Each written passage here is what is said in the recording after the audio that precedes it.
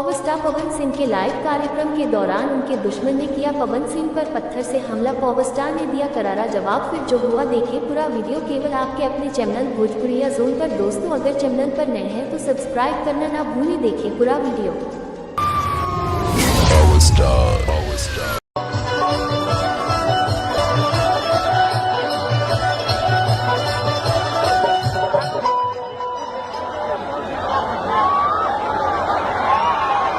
ये बहुत महानुभाव है बाबू।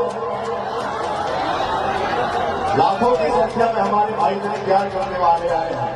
ये कौन दुश्मन है जो मुझे ठेला से मारा है? बचाव कोरोना अगर भूल जाएगा तो दूसरे लोगों का पैसा फंस जाएगा, काम रुक जाएगा।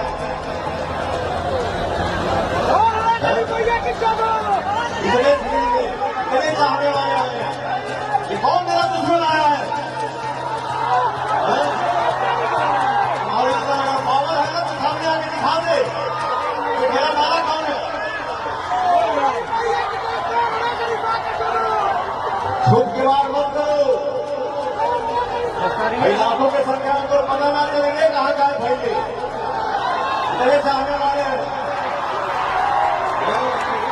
अब थोड़ा एक ठेला मारना से पवन मारू की जा सके। पवन को कोई रोका है कि रोकी है? आज को कोई रोक नहीं सकता है।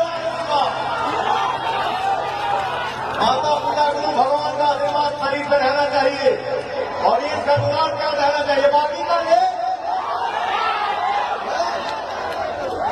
खत्म, bye bye, tata, goodbye, गया।